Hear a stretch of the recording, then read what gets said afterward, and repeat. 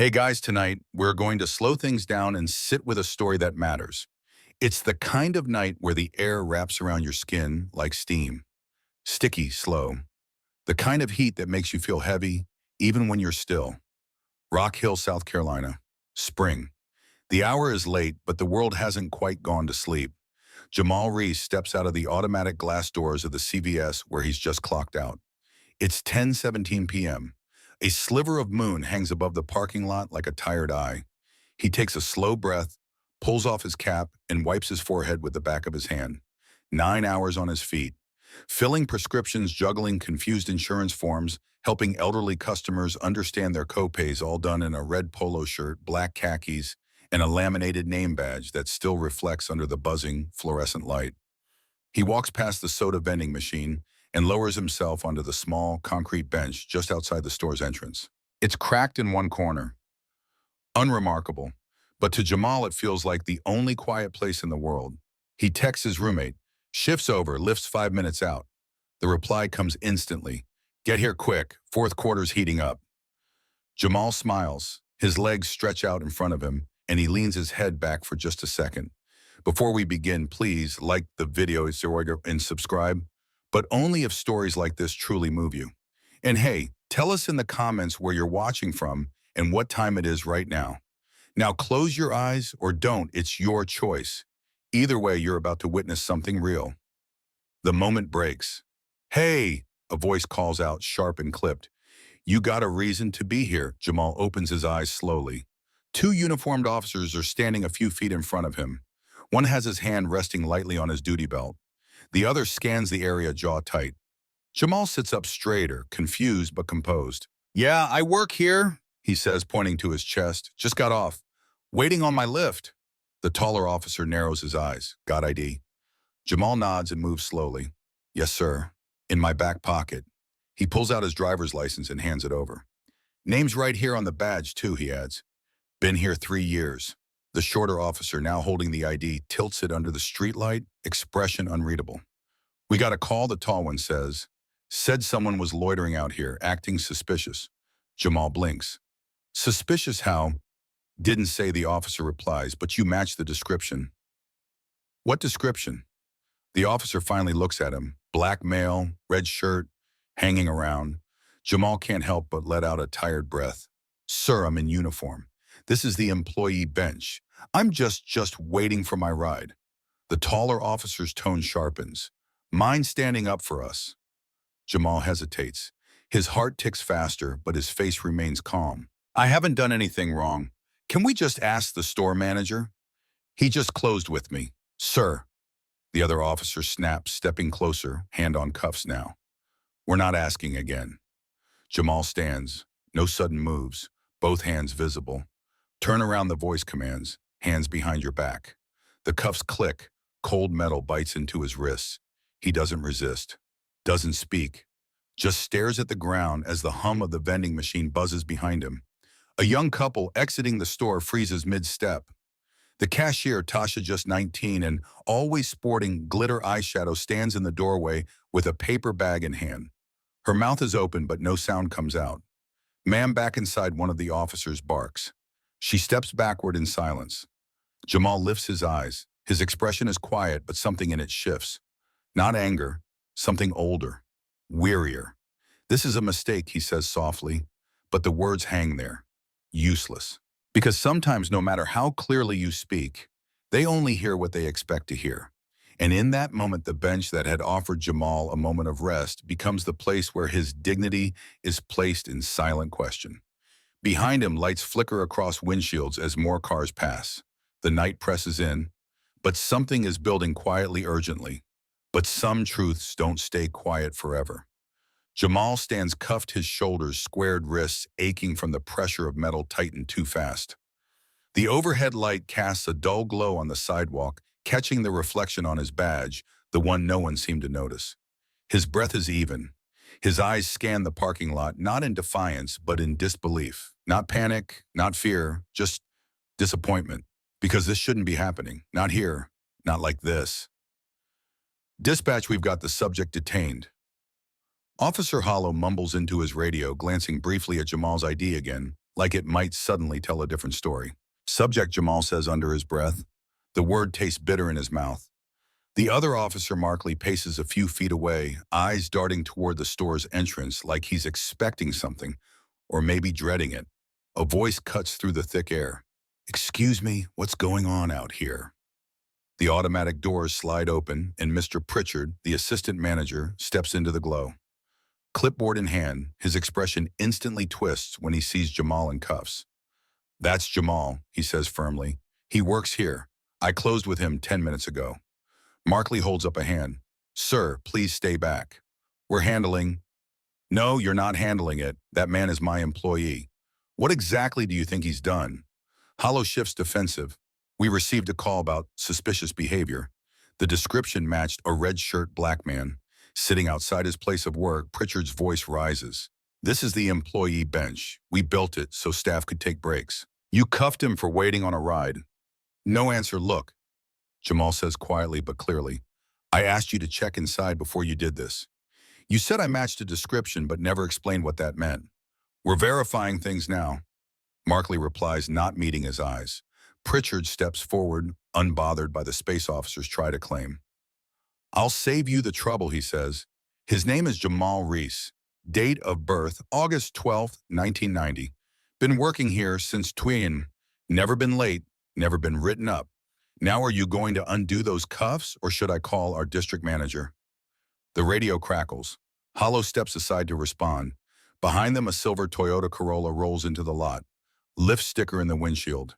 Headlights sweep across the sidewalk like a spotlight on an unwanted scene. The driver rolls down his window. "Jamal." "That's me," Jamal answers, lifting his cuffed wrists. The driver frowns. "You good man." Jamal gives a half smile, the kind that doesn't reach his eyes. "Apparently not." The driver pulls up, leans his head out again. "I pick him up here all the time. This your idea of suspicious?" Markley's jaw clenches. Hollow returns from the radio, expression unreadable. Dispatch confirmed he's on the employee roster. Says he's been on schedule all week. A long, hollow silence. Then Markley steps forward and pulls out the handcuff key. The clink as the cuffs release feels loud in Jamal's ears. Too loud. "You're free to go," Markley says. No apology, no eye contact. Just a release. Jamal rubs his wrists. The skin is already red and marked. "That's it," he says, voice low. Markley adjusts his belt. "Just doing our job." "Your job," Jamal echoes. There's no fire in his voice. Just something heavier. He turns to Pritchard. "You good?" the manager asks. "I mean, no," Jamal says, "but I'll figure it out." He grabs his backpack from the bench, nods to the Lyft driver, and climbs into the back seat. As the car pulls away, Jamal stares out the window. Outside, the scene stays frozen in place. Pritchard watching with a clenched jaw. A woman in the parking lot still holding her phone video app open. One of the officers glancing up, finally realizing how many people had been watching. The bench gets smaller in the rearview mirror, but Jamal feels like he's still sitting on it, like a part of him never stood up. Inside the car, the driver keeps the radio low. The Lakers are in overtime. "You want me to turn it up?" he asks gently. Jamal doesn't answer. His hands rest on his knees. His wrists throb. He's not sure what hurts more, the cuffs or what came before them. He's not thinking about news coverage or lawsuits or statements. He's thinking about how fast it all happened and how fast it can happen again. Because when you're seen as a threat before you even speak, your words don't always matter. Jamal doesn't sleep that night. The apartment is quiet, save for the occasional hum of traffic outside. His roommate Derek had gone straight from celebration to concern the moment Jamal walked through the door, face tense, lips pressed thin. "You okay, man?" he asked, remote still in hand. The playoff game paused mid-shot. Jamal didn't answer right away. He sat down on the armrest of the couch, set his backpack on the floor, and rubbed his wrists. "They cuffed me," he finally said, voice like gravel. Outside the store, Derek blinked. "For what?" Jamal didn't look up. "Said I matched a description. That someone called me in for suspicious behavior. I had my badge on, my name tag. Still got the pharmacy shirt on." Derek sat up slowly, now silent. His hands ran over his shaved head. "Man, they didn't ask me anything." Jamal continued. "Didn't check with anyone inside, just told me to stand up and turn around." A pause. Did they even apologize? Jamal gave him a look. Derek didn't ask again. The video surfaces before sunrise, posted by a woman who had been into the parking lot. Shaky footage filmed from behind a steering wheel. Jamal standing motionless in handcuffs. Officers flanking him like he's some threat. The CVS sign glowing just behind them. The woman's voice is soft with a slight southern drawl. "That boy works there," she whispers to the camera. "I've seen him before."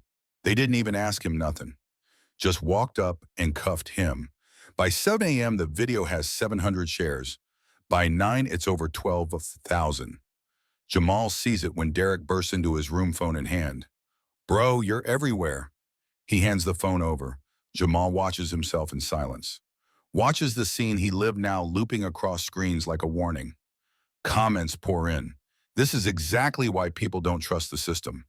That man was in his work uniform. What else do you need? This is 2025. How is this still happening?" Some comments cut deeper than others. He never even raised his voice. Just stood there. That's strength. Jamal stares at the screen, something tightening in his chest. That line, "just stood there," sticks with him. He hadn't shouted, hadn't fought, and yet somehow that silence screamed louder than any protest. By late morning, local news stations are calling. A journalist named Lisa Ward sends a polite DM asking for a statement. Jamal doesn't respond. He hasn't even called his mom yet. Instead, he scrolls. More messages, some from old coworkers, others from strangers. One from a woman in California. "I don't know you, but I saw the video. That shouldn't have happened." Don't let them make you feel invisible. It makes him stop. That word invisible presses into something deep. Because that's exactly what it felt like. Like the badge on his chest didn't matter. Like the words coming out of his mouth didn't register. Like nothing about who he was could override what they thought they saw. Just a body on a bench, in a red shirt, fitting someone else's idea of threat. By afternoon, CVS issues a corporate email. "We are aware of an incident involving one of our employees outside a CVS location. We are reviewing the matter and are committed to ensuring employee safety and respectful community interactions." No name, no details, just corporate fog. Jamal deletes the email. Later that day, Mr. Pritchard calls. "There's media outside the store," he says. "Some of them are asking for you." Jamal exhales. "What did you say?" "Told them I'm not your spokesperson, but I backed you on and off the clock." There's a pause. "This is bigger than we thought," Pritchard adds. "You want to talk about it? I'm here." Jamal thanks him, hangs up. He still doesn't know what to do. He just knows something shifted the moment those cuffs went on. And maybe, even more when they came off without a single word of regret. Because a mistake unacknowledged doesn't fade. It festers. That night, he finally types a post. "I've worked at the same CVS for over 3 years. Last night, I sat on the bench after closing, waiting for my ride. In uniform, name tag on. 2 officers rolled up, didn't ask questions, just said I fit a description. I was cuffed in front of my coworkers and customers. They never said sorry. I'm okay, just tired." He stares at the screen, then hits share. Within hours, it reaches thousands more. By the next day, it's part of something he can no longer step away from. The bench outside CVS is still there. Cracked on one end, sun-faded, partially shaded by the overhang, where the store's lights buzz faintly at night. To most, it's still just a bench. But now, when people walk past it, they pause. Some take photos, some just stare, and a few whisper his name. Jamal hasn't returned to work yet. Mr. Pritchard told him to take all the time he needs paid. It was the most they could offer. Quiet support without legal admission. But Jamal isn't worried about the time off. He's worried about what it feels like to even think about sitting on that bench again. Because in his mind, he's still there. Still hearing the clink of the cuffs. Still hearing his own voice saying, "I work here," and watching it dissolve into nothing.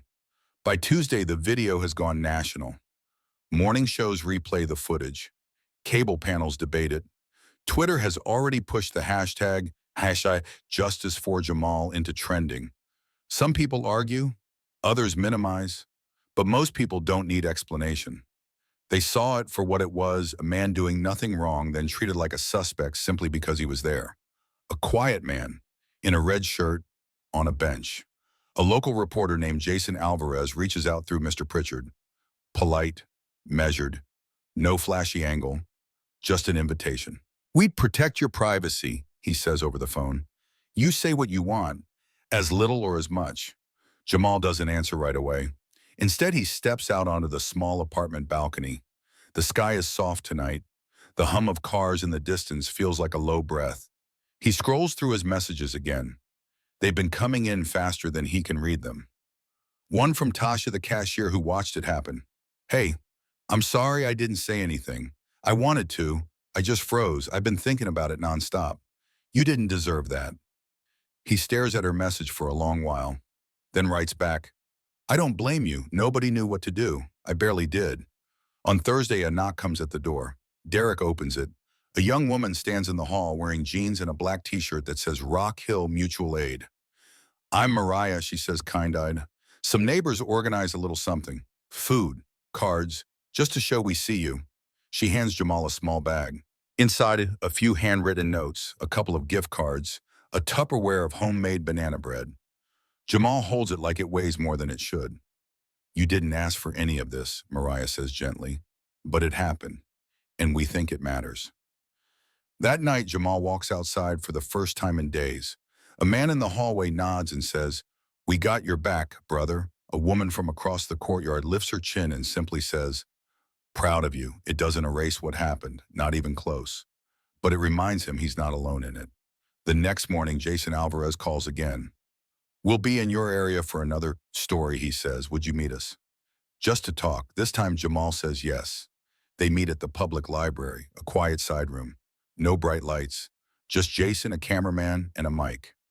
Jamal wears a plain gray hoodie. No slogans, no banners, just truth. He tells the story beginning to end. The shift, the bench, the cuffs, the silence. Jason doesn't interrupt. He just listens. At one point he says, "You don't sound angry." "I am," Jamal replies. "But not the kind you shout with. It's the kind that sits with you, makes you ask why." Jason nods understanding, and the interview ends not with fireworks, but with a long, steady breath. When the segment airs, it's just under 3 minutes, but it spreads like a match to dry leaves. Clips flood Instagram. Teachers use it in classrooms. A pastor shares it in Sunday sermon. The line that resonates most: "I've never been arrested. I've never even been late to work. But that night, none of it mattered. I was just a body on a bench in a red shirt." It becomes more than a quote. It becomes a question. How many others have felt that? How many still do? And yet, while the video brings visibility, it doesn't bring closure. The police department releases a statement. "We take all community concerns seriously and are reviewing the incident." Both officers followed protocol based on the information provided. That word protocol echoes in Jamal's head like a door slammed shut. So that's what this was. Protocol. Because if being calm, compliant, and honest still ends in cuffs, what does that say about the rules? Jamal wakes to another email, this one, with a subject line that simply reads, "I see you." He almost deletes it, thinking it's spam. But when he opens it, the name at the bottom makes him pause.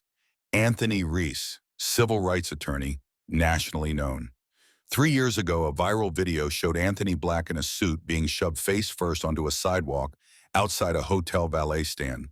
The police had said he looked nervous. Jamal remembers watching that clip back then. He hadn't expected that same man to be emailing him. "I watched your interview. You said something I've never been able to explain myself, that feeling of becoming invisible right when you most need to be seen. You're not just telling your story. You're helping people see their own. At the bottom, let's talk. If you're open to it." They schedule a call for that evening. What starts as a 30-minute chat stretches into 2 hours. They talk about the cuffs, about the quiet, about the strange guilt of becoming a symbol you didn't ask to be. "You don't have to do this alone," Anthony says. "If you want to speak, write, help, change policy. I can connect you with people who will listen." Jamal doesn't commit, not yet, but something in him says, maybe. A week later, Jamal sits in the back row of a community town hall meeting. He doesn't plan to speak, just to listen. But someone on the panel, an older woman in a church hat, spots him. "Is Jamal Reese here?" All heads turn. Jamal stands slowly, doesn't walk to the mic, just speaks where he is. I didn't come here to talk, he says. But I'll say this. I never thought that sitting on a bench after work would be the reason I had to explain who I am. He looks around the room. People are listening, really listening. I didn't yell. I didn't resist. I did everything I was told. And I still ended up cuffed in front of the place I've worked for years. That tells me the problem isn't how we behave. It's how we're perceived. He exhales, his voice steady. I'm not trying to be anyone's hero. I'm still angry. I'm still tired. But I'm not going to stay silent anymore. There's no applause. Not at first, just stillness. Then a quiet rise of hands clapping not for performance but respect. After the meeting, Officer Hollow waits near the exit. His posture is awkward, defensive, but something in his eyes flickers. I saw the interview, he says. Jamal studies him. I didn't expect you to handle things like that, Hollow adds. Like what? Calm, honest, not out for blood. Jamal tilts his head slightly. Maybe I should have been. Hollow lowers his gaze. Maybe. It's not an apology. But maybe it's the closest thing Jamal's going to get. Later that month, a small college in Alabama invites him to speak during their Justice and Identity Week. We don't want an activist, the student rep says, just someone who's lived it. Jamal says yes. Then a high school in Winston-Salem. Then a nonprofit in Macon, Georgia. Each event feels different. Some are formal, others intimate, a few messy, but always people lean in when he talks. He never raises his voice, just tells the truth. He starts journaling again, first just to clear his head. Then he posts a few entries online. He calls the blog Bench Hours. The first post reads, "They cuffed me for sitting still. So now I'll speak while moving forward." Teachers use his posts in classrooms. A woman in Baltimore says her 8th grade students wrote him letters. He reads every one. One day he gets a message from Aaliyah Benton, a cadet in a police training academy in Tennessee. "We watched your video in ethics class. Half the room cried. I just want you to know I see you, I hear you, and I'll carry that with me." That one hits differently, because maybe that's the point. Not just being heard, but being remembered by the people who make decisions next time. By the end of the year, Jamal is invited to speak at a law enforcement training seminar in Athens, Georgia.